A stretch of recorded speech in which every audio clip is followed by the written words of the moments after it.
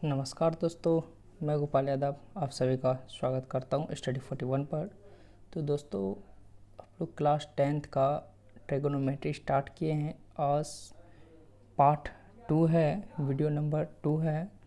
तो अगर आप इससे पहले पार्ट 1 को अगर नहीं देखे हैं तो आप पार्ट 1 को ज़रूर देख लें, तभी आपको पार्ट 2 अच्छी तरह से क्लियर समझ में आएगा। तो दोस्तों चलिए हम लोग वीडियो को स्टार्ट करते हैं। तो हम लोग सीखे थे इससे पहले के वीडियो में कि ट्रिगोनोमेट्री कहते किसको हैं, और ट्रिगोनोमेट्री में हम लोग समकोण त्रिभुज के बारे में बात किए थे और उसके न्यून कोण के बारे में बात किए थे। ठीक है, तो फिर भी मैं थोड़ा सा चर्चा करता हूँ समकोण त्रिभुज के न्यून कोण के बारे में। चलिए देखिए, एक समकोण त्रिभुज जो है दोस्तों 90 डिग्री का होता है। आपको पता होगा इसका ए बी सी ये क्या है, साइड है, भुजा है, और इसका बी जो है दोस्तों समकोण होता है, मतलब 90 डिग्री का होता है। और एक समकोण त्रिभुज में दो न्यून कोण होते हैं। ठीक है, एंगल ए और एंगल सी जो है दोस्तों ये इसका क्या है, न्यून कोण है। एंगल ए और एंगल सी न्यून कोण है और बी क्या है, समकोण है। न्यून कोण कहते किसको है दोस्तों, न्यून कोण कहते हैं 0 और 90 डिग्री के बीच के कोण को, मतलब 0 से बड़ा और 90 से छोटा है ना एंगल को हम लोग क्या कहते हैं, न्यून कोण कहते हैं। तो आप लोग समझ गए होंगे। और एक कोई भी त्रिभुज जो है दोस्तों 180 डिग्री का होता है। ठीक है, 180 डिग्री का होता है। बी 90 डिग्री का, मतलब समकोण है 90 है, और इसका मतलब ये भी 45, ये भी 45, तो 90 से छोटा है, इसलिए कैसा कोण होगा, न्यून कोण होगा। ठीक है, और देखिए दोस्तों, न्यून कोण के अनुसार से ही हम लोग ना भुजा का मतलब डिसाइड करते हैं कि किसको क्या कहा जाता है। ठीक है, जैसे ये त्रिभुज है ए बी सी। ठीक है, तो ये जो ए बी जो इसका साइड है भुजा, इसको क्या कहेंगे, बी सी को क्या कहेंगे, ए सी को क्या कहेंगे। तो ये निर्धारित जो हम लोग न्यून कोण के अनुसार से करते हैं। ठीक है, तो न्यून कोण के तो हम उस दिन इससे पहले की वीडियो में बताए थे कि न्यून कोण के सामने वाली भुजा को दोस्तों हम लोग लंब कहते थे। ठीक है, जिसको इंग्लिश में परपेंडिकुलर बोलते हैं, इसको पी से डिनोट किया जाता है। ठीक है, और देखिए न्यून कोण के सम्मुख, सम्मुख का मतलब होता है दोस्तों सामने वाली। ठीक है, तो न्यून कोण के सामने वाली भुजा को लंब कहते हैं, और इसके जो संगलन है मतलब बगल वाली जो भुजा है दोस्तों, इसको आधार कहते हैं, और इंग्लिश में इसको बेस बोलते हैं दोस्तों, जो कि इसको बी से हम लोग डिनोट करते हैं। और 90 डिग्री के जो सामने होता है ना दोस्तों, उसको हम लोग कर्ण कहते हैं। ठीक है, कर्ण कभी भी बदलता नहीं है, और इसको इंग्लिश में हम लोग हाइपोटेनस बोलते हैं, इसको एस से डिनोट करते हैं। तो आप यहाँ तक समझ गए होंगे कि न्यून कोण के अनुसार से हम लोग भुजा का डिसाइड करते हैं। ठीक है, ये न्यून कोण के सामने वाले, अगर हम लोग ए को न्यून कोण मानेंगे दोस्तों तो लंब ए हो जाएगा, आधार ए हो जाएगा, और कर्ण कभी भी बदलता नहीं है। कर्ण अपने अटल है ना, ये अपना पोजीशन चेंज नहीं करता। लंब और आधार जो है अपना पोजीशन को क्या करता है, चेंज करता। तो इसीलिए आपको बोले कि पार्ट 1 आप देख लीजिए, आपको अच्छी तरह से समझ में आ जाएगा न्यून कोण क्या होता है और एंगल क्या होता है, साइड क्या होता है, अच्छी तरह से आपको समझ में आ जाएगा। तो चलिए आज हम लोग आगे करते हैं, सीखते हैं समकोण त्रिभुज का। मान ली कोई दो भुजा आपको दिया हुआ रहेगा और तीसरा भुजा आपको कैसे निकालना है।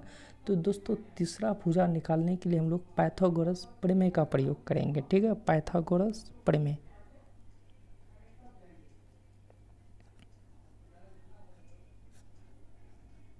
दोस्तों इसके बारे में हम लोग जब त्रिभुज पढ़ेंगे उसमें डिटेल से चर्चा करेंगे। सिर्फ आपको यहाँ समझना है कि पाइथागोरस प्रमेय से समकोण त्रिभुज का भुजा को कैसे हम लोग निकालेंगे। हम क्या बोले कि कोई दो भुजा आपको दिया हुआ रहेगा। ठीक है, और आपको तीसरा भुजा क्या करना है दोस्तों, निकालना है। मान ली ये बी क्या है, इसका ये भुजा है ए बी, और बी सी और ए सी है ना, इसका कौन कौन पार्ट है, ए बी भुजा है, बी सी और ए सी ये त्रिभुज का क्या है दोस्तों, भुजा है। ठीक है, भुजा को इंग्लिश हम लोग साइड बोलते हैं। ठीक है, देखिए दोस्तों ए बी को लंब कहते तो हम लोग इसको पी से डिनोट करते थे, लिख देते पी। ठीक है, और बी सी को बेस बोलते थे, इसको आधार है ना बी से डिनोट करते थे, और 90 डिग्री के सामने वाले भुजा को कर्ण कहते थे। मतलब ऐसे आप जनरली समझिए। ठीक है, तो मान ली कोई दो भुजा आपको दिया हुआ रहेगा। मान ली क्या आपको कर्ण निकालने के लिए बोलेगा। ठीक है, कर्ण हो गया दोस्तों ए सी।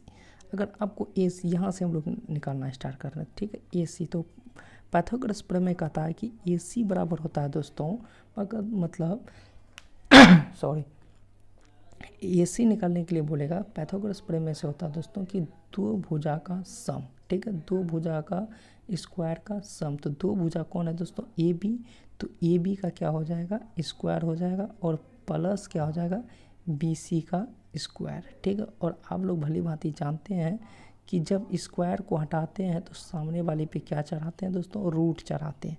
तो यहाँ हो जाएगा ए बी का स्क्वायर प्लस किसका स्क्वायर, बी सी का स्क्वायर। तो आपका फॉर्मूला तैयार हो गया कि ए सी बराबर होता है दोस्तों, ए सी बराबर होता है root under B square plus A B square plus B C का स्क्वायर। अब ये फार्मूला आपका तैयार हो गया। देखिए ए सी को हम लोग क्या डिनोट किए दोस्तों, एच से, तो यहाँ हम लोग एच लिख सकते हैं, है ना। तो रूट अंडर है तो रूट अंडर लिख देंगे। उसके बाद देखिए दोस्तों ए बी बराबर क्या है दोस्तों, पी, तो हम लोग लिख सकते हैं पी का स्क्वायर, ठीक है। उसके बाद देखिए प्लस है तो प्लस, बी सी को क्या बी, तो यहाँ लिख दिए बी का स्क्वायर, ठीक है। तो आज से आप लोग याद रखिएगा कि एच बराबर होता है दोस्तों root under P square plus B square. आप लोग ना इसको जनरली बिना याद रखे भी निकाल सकते हैं। कैसे, देखिए अगर एच आपको निकालने के लिए बोलेगा दोस्तों, तो एच वाले पार्ट को ढक देना है और ये दोनों का स्क्वायर का सम कर देना है, ठीक है। देखिए अगर एच के पार्ट को अगर ढक दिए, कौन कौन बचा, पी बचा और बी, तो पी का स्क्वायर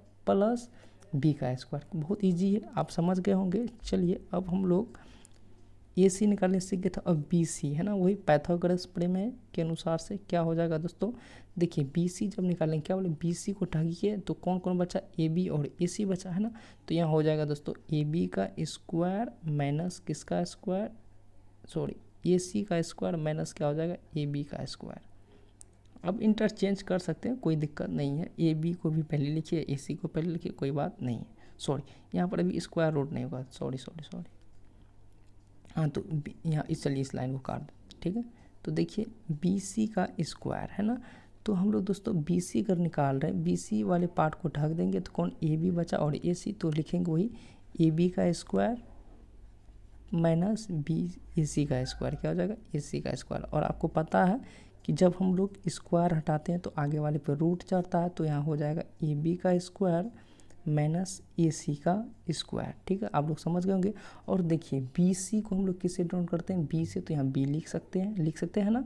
तो चलिए उसी तरह से ए बी को क्या लिखते हैं दोस्तों, पी, तो यहाँ पी का स्क्वायर हो गया, और माइनस तो माइनस ए सी को क्या लिखते हैं दोस्तों, एच। तो आज से आप लोग याद रखिएगा कि अगर बी बराबर निकालने के लिए बोला जाएगा तो दोस्तों क्या करिएगा, root under P square minus H square. चलिए दो साइड निकालने सीख गए, है ना। कोई भी त्रिभुज का मतलब समकोण त्रिभुज का दो साइड निकालने सीख गए। अब देखिए ए बी निकालते हैं। ए बी कैसे निकालेंगे समझिएगा, फिर होगा वही बी का स्क्वायर। क्या बोले दोस्तों, जिस पार्ट को निकालना उसको ढक दीजिए। तो कौन कौन बचा है, बी सी बचा, बी सी और माइनस क्या हो जाएगा दोस्तों, ए सी, है ना, ए सी, ठीक है। इतना समझ रहे हैं। तब स्क्वायर हटाएंगे तो क्या चलेगा दोस्तों, पता है आपको, रूट चलेगा।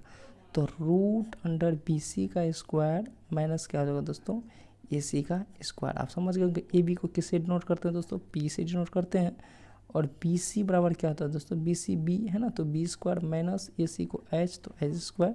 तो दोस्तों यहाँ फिर फॉर्मूला आपका एक तैयार हो गया, पी बराबर हो गया दोस्तों, पी बराबर क्या हो जाएगा, पी को ढक दीजिए, कौन कौन बचा, बी का स्क्वायर माइनस एच का स्क्वायर। लेकिन आप लोग यहाँ एक गौर कीजिएगा, सिर्फ दोस्तों एच के केस में ना प्लस होता है और बी के केस में माइनस, और पी के भी केस में क्या होता है, माइनस होता है। तो आप लोग एक चीज़ यहाँ पर यही ध्यान में रखिएगा कि सिर्फ एच के केस में प्लस होता है, बाकी पी और बी के केस में दोस्तों क्या होता है, माइनस होता है।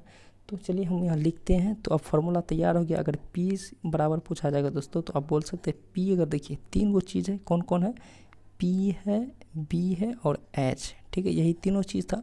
अगर पी निकालने के लिए बोल रहा है तो पी को ढक देना, तो कौन कौन बचा, बी और एच बचा, तो यहाँ हो जाएगा बी का स्क्वायर माइनस एच का स्क्वायर, ठीक है। आप समझ गए होंगे। उसी तरह से अगर बी बोला जाएगा दोस्तों, तो बी को ढक दीजिए, कौन कौन बचेगा, तो कौन कौन, पी बचेगा और माइनस बी का स्क्वायर, सॉरी एच का स्क्वायर हो जाएगा, है ना। उसी तरह जब एच पूछा जाएगा दोस्तों, एच निकालने के लिए बोला एच को ढक देना, तो कौन कौन बचेगा, पी, और देखिए याद रखिएगा कि एच के केस में प्लस होता है, तो प्लस क्या हो जाएगा, बी का स्क्वायर। चलिए ये तीनों फार्मूला आप याद रखिएगा दोस्तों, और इस आपको साइड निकालने में बहुत मदद करेगा, ठीक है।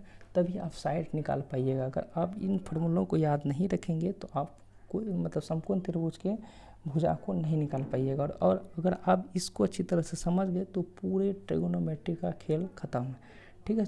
तो मेरे ख्याल से आप यहाँ तक अच्छी तरह से समझ गए होंगे। अगर नहीं समझे दोस्तों तो वीडियो को और एक बार आप ध्यान से देखिए, आपको अच्छी तरह से समझ में आ जाएगा। चलिए अब हम आपको तो बता दिए कि कैसे साइड निकाला जाता है, लेकिन अब हम लोग कुछ एग्जाम्पल लेते हैं, ठीक है, और उससे देखते हैं। तो देखिए दोस्तों, एग्जाम्पल ले रहे हैं हम लोग कि एक समकोण त्रिभुज है, ठीक है। समकोण त्रिभुज है ए बी और सी। तो दोस्तों यहाँ देखिए ए बी बराबर दिया हुआ है 4 सेंटीमीटर और बी सी बराबर दिया हुआ है 3 सेंटीमीटर और ए सी बराबर ना दोस्तों वाट। मतलब ए बी बराबर दिया हुआ कितना 4 सेंटीमीटर, बी सी बराबर 3 सेंटीमीटर और यहाँ पर ये निकालना। तो इसको हम लोग पी बराबर भी लिख सकते हैं और इसको हम लोग बी बराबर भी लिख सकते हैं। इसको यहाँ एच बराबर वाट भी कर सकते हैं। चलिए दोस्तों देखिए क्या बोले, पी दिया हुआ है, बी दिया हुआ, क्या निकालना एच।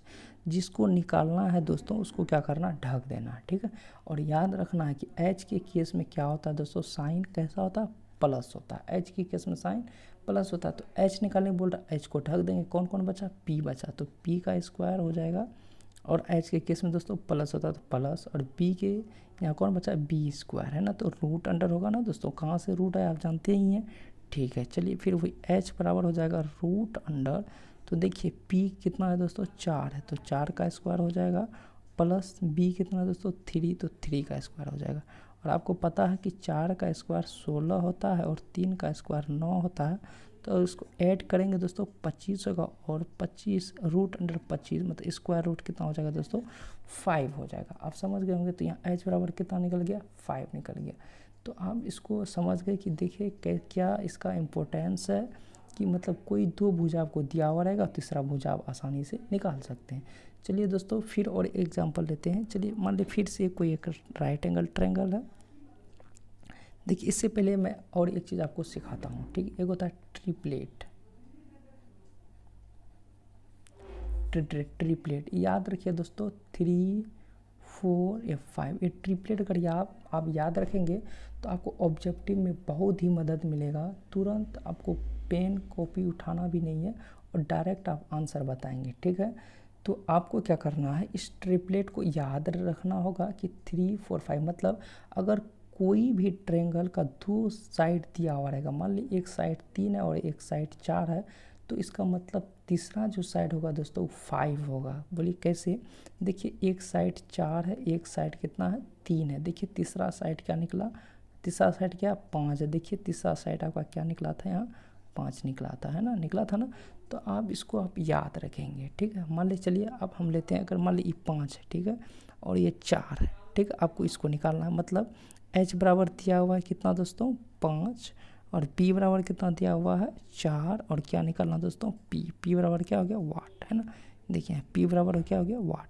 तो आपको बताए थे कि पी बराबर होता है दोस्तों रूट अंडर, पी को ढकना, कौन कौन बचा ए सी मतलब एच का स्क्वायर, और देखिए ये दोनों केस किस क्या होता है माइनस, ये दोनों केस माइनस में होता है तो माइनस बी का स्क्वायर। तो चलिए 4 का स्क्वायर कितना होता है 16 माइनस और सॉरी 5 का स्क्वायर यहाँ 25 हो जाएगा दोस्तों, सॉरी यहाँ 25 हो जाएगा, और 4 का स्क्वायर 16, तो यहाँ कितना हो जाएगा दोस्तों 9 हो जाएगा। और देखिए कितना निकल गया 3, तो देखिए 3 निकला कि नहीं निकला, है ना। तो क्या बोले कि आप बहुत ही आपको ज़्यादा मदद होगी ट्रिपलेट अगर आप याद रखें। देखिए और दूसरा ट्रिपलेट होता है दोस्तों 6 8 और 10। चलिए निकाल के दिखाते हैं आपको। मान लीजिए एक राइट एंगल ट्रायंगल है, ठीक है। बोले कि इसका कोई 2 साइड आपको दिया हुआ रहेगा। चलिए मान लीजिए ये 8 दिया हुआ है, ये 10 दिया हुआ है, ठीक। इसे निकालना है, फिर वही करेंगे P बराबर वाट, B बराबर 8 और H बराबर हो जाएगा दोस्तों 10। आप इसको अच्छी तरह से समझ गए होंगे, ठीक है।